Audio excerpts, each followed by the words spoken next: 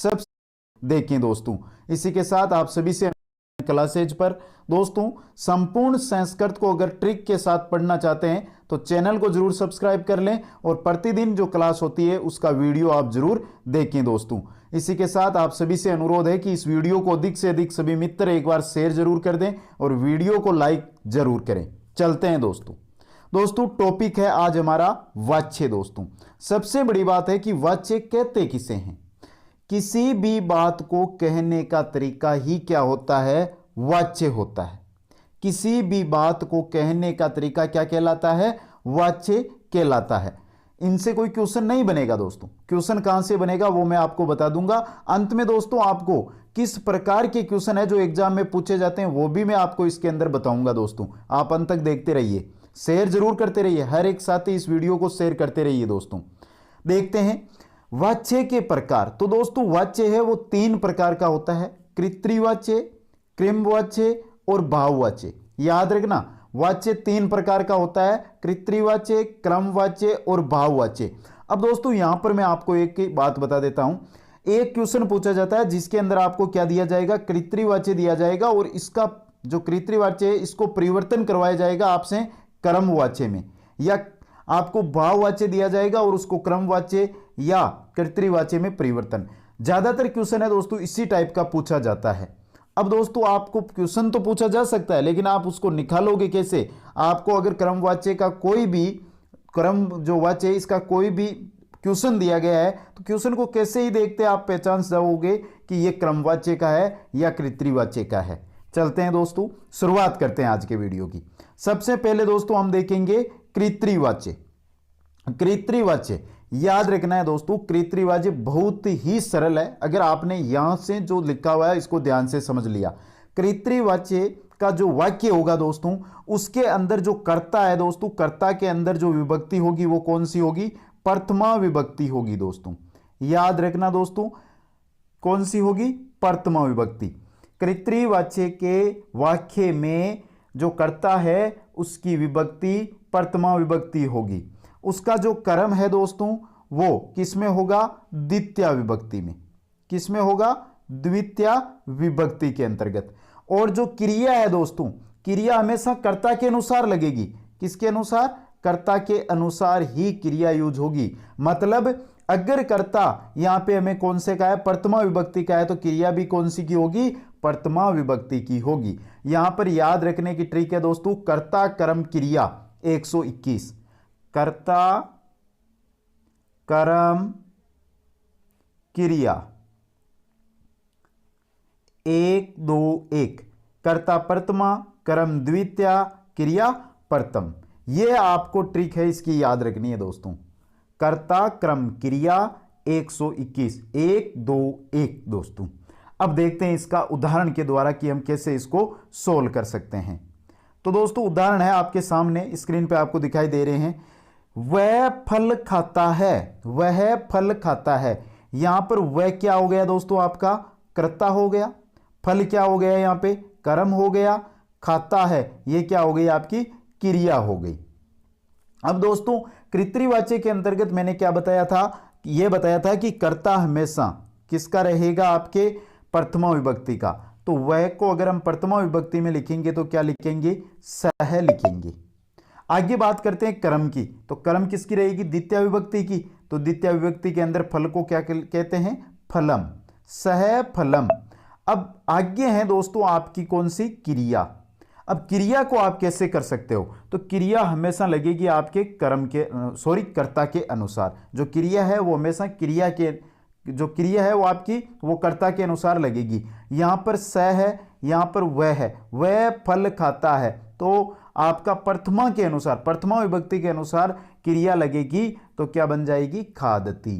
खाता है खादती, सह फलम खादती। ये क्या हो गया, आपका कृत्रिवाच्य हो गया दोस्तों।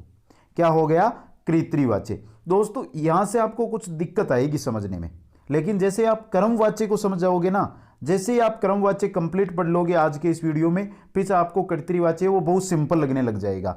थोड़ा सा आप देखते जाइए, धीरे धीरे आपको समझ में आ जाएगा दोस्तों।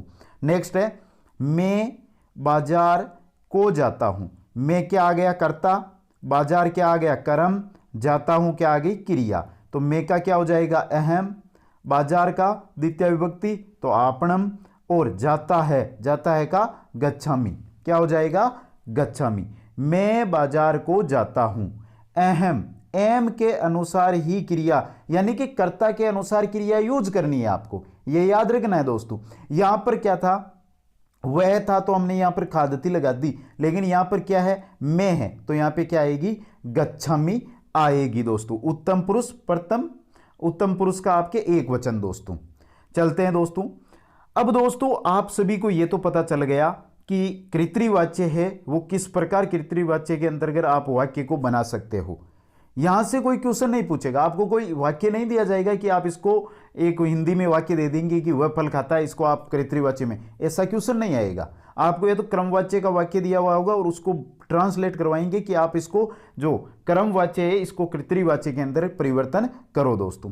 लेकिन अब आगे हम क्रमवाच्य पढ़ेंगे तो उससे पहले जो बेसिक नॉलेज है वो जरूरी है। मेन क्वेश्चन पूछा जाता है दोस्तों, वो पूछा जाता है क्रमवाच्य का, तो बेसिक नॉलेज जरूर लेना होगा दोस्तों।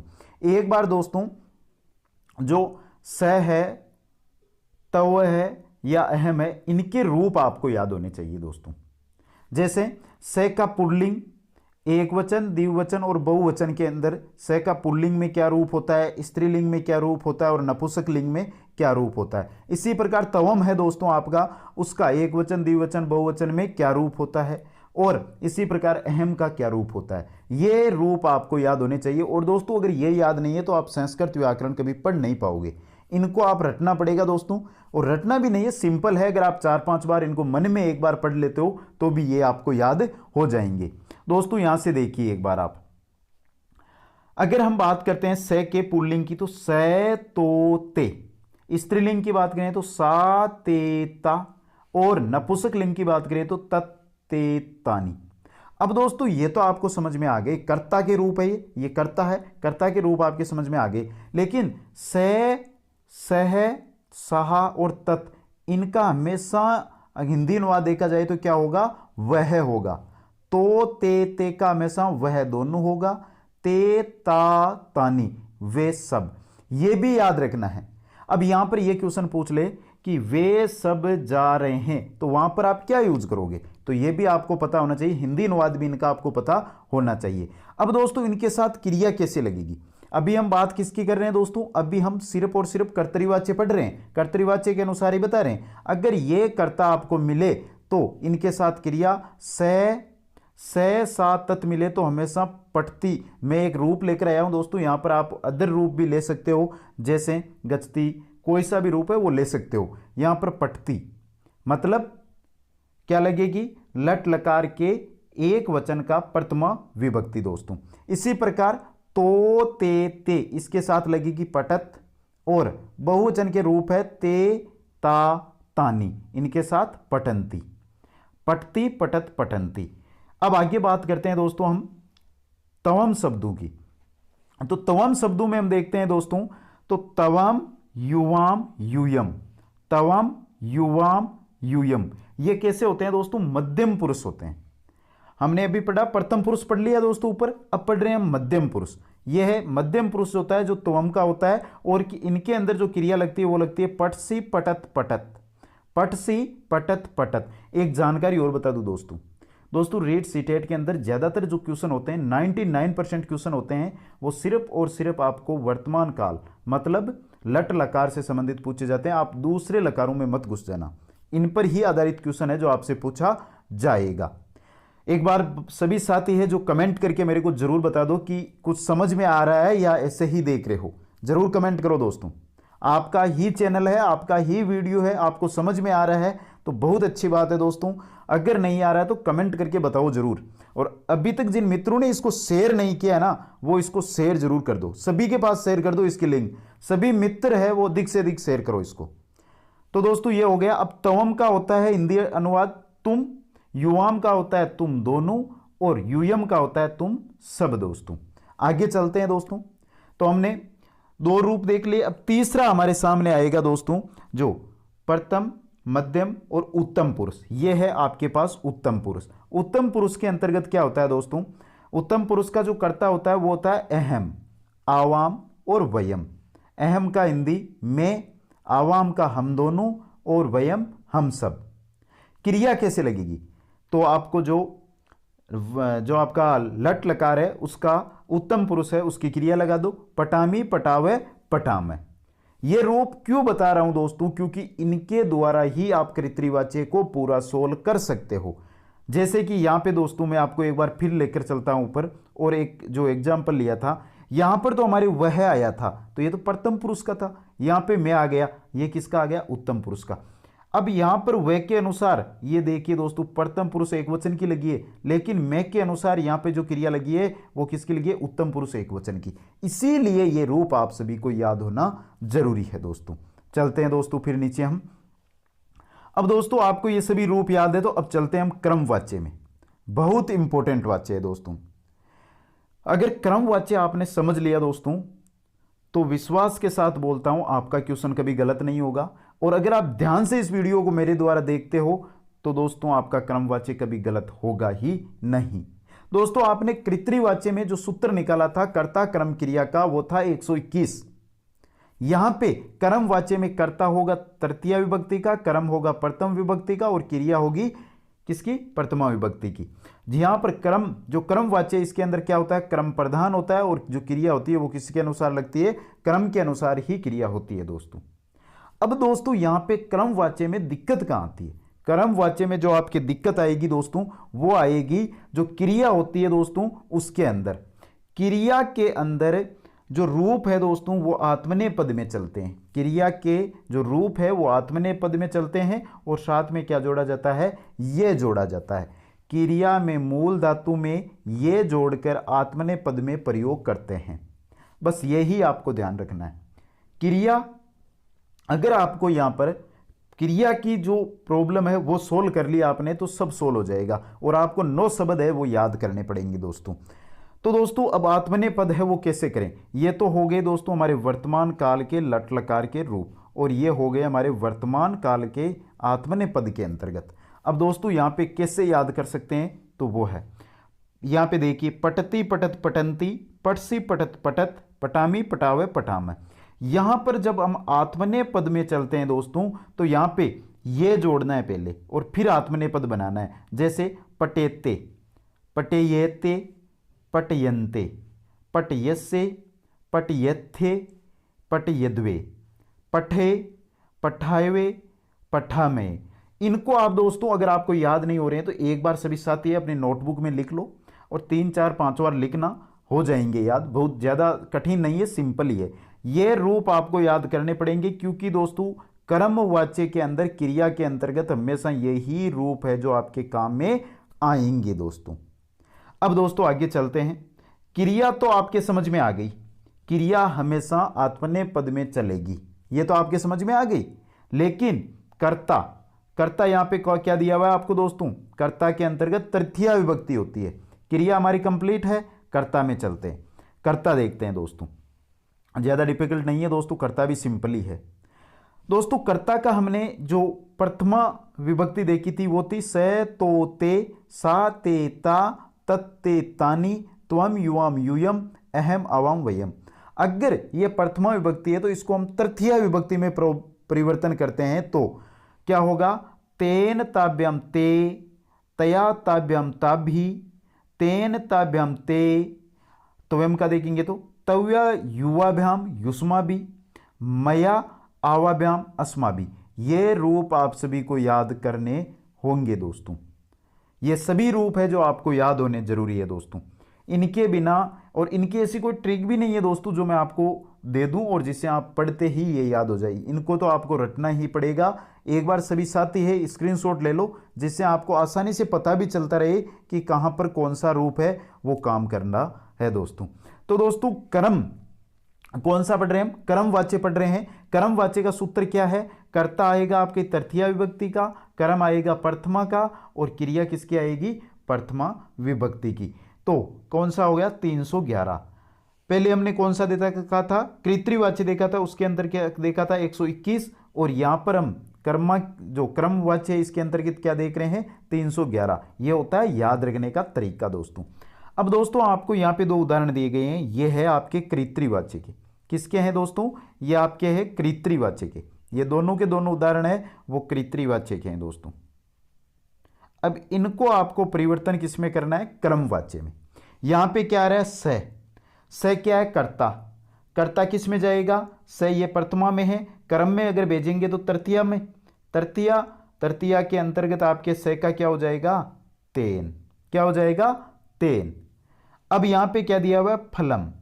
फलम तो कर्तृवाचक के अंदर हमारे सूत्र क्या था? 121। यहां पे क्या है? 3 1 1, यानी कि कर्म है वो द्वितीय विभक्ति में है, और जब इसको हम क्रमवाच्य में लेकर जाएंगे तो ये किस में चला जाएगा? प्रथमा में। तो प्रथमा में भी फलम का फलम ही रहता है दोस्तों, तो फलम सही है। अब बात करते हैं यहां पर खादती। खादती है ये किस में है दोस्तों? प्रथमा में है, और यहां पर भी किस में ले जाना है? प्रथमा में ही ले जाना है। लेकिन दोस्तों यहां पर आपको लेकर तो प्रथमा में जाना है, लेकिन आपको आत्मनेय पद ये जोड़कर लगाना है। तो खादती, खादती का ये जोड़ने पर आत्मनेय पद बनेगा खादियते। ये बन गया आपका कौन सा बन गया? कर्मवाच्य। ये इतना ही है दोस्तों।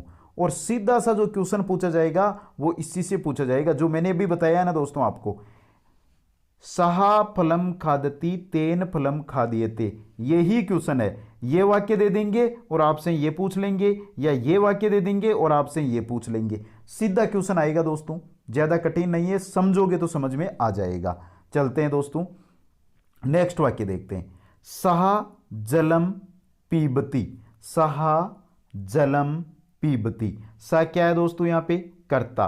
कर्ता कौन सा है? यहां पे प्रथमा का है, तो यहां पे कौन किस में जाएगा? तृतीया में। तो सा का हो गया तैया। हो गया दोस्तों। जलम, जलम आपके किस में है? द्वितीया में। यहां पे किस में जाएगा? प्रथमा में। तो जलम का, जलम नपुंसकलिंग शब्द है तो जलम ही रहेगा।